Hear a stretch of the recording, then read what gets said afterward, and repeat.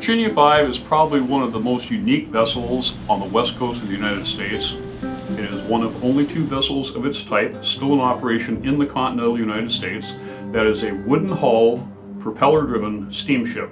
Probably the most interesting feature of the Virginia 5 is the reciprocating steam engine, which is in back of me. And there are very few steam-powered vessels, period, in the United States, and even fewer with reciprocating engines.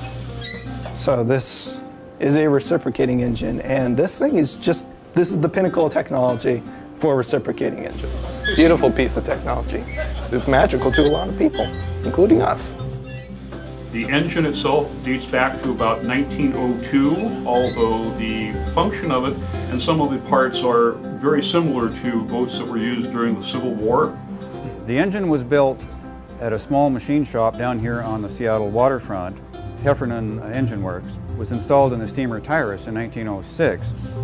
And it was taken out of the 4 and reinstalled in the Virginia 5 in 1921, and the ship was launched in 1922. So the engine is quite a bit older than the ship is. And it was a handmade engine when it was built, and it's still like that.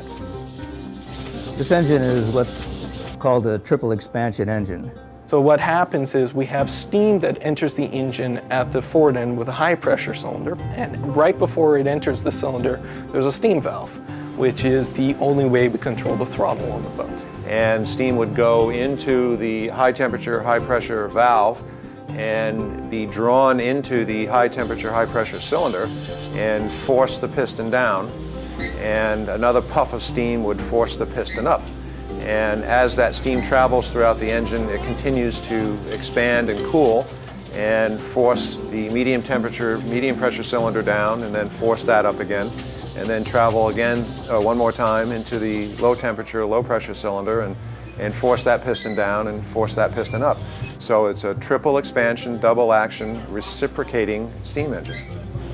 As far as maintenance goes, it doesn't need a whole lot, as long as the engineers remember to oil it. I think there are about 69 to 72 different individual oiling points on the engine that they oil by hand. You have to oil here, here, here, up and there. These areas, there's got here, here, here. You're very cautious about your body parts when you have an engine spinning around next to you. The one thing about the Virginia 5, which is completely different than any other boat you will be on, is that we have absolutely no control over the engine from the wheelhouse. This is the engine order telegraph. The captain has one of these up on the bridge, and when he moves his handle to tell us which direction and how fast he wants to go, it moves our pointer.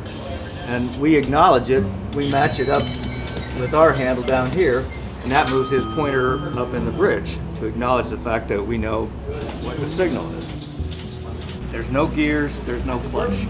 So to go astern, you need to reverse the direction of the engine. And you do that with this big red lever. So at the moment it's in the ahead position. So if the captain rang down and he wanted to go astern, you pull this lever back and it changes the timing of the valves, and the engine will go in the opposite direction. This vessel and this engine seems more of like a living being, just in terms of how many pieces are moving on it and how exposed all the inner workings are. It's one of those things where there's a little bit of magic behind it.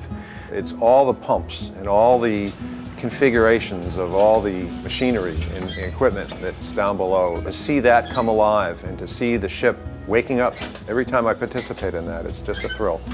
If anyone ever builds this again, it's going to look exactly like this engine, just with a different coat of paint and different size.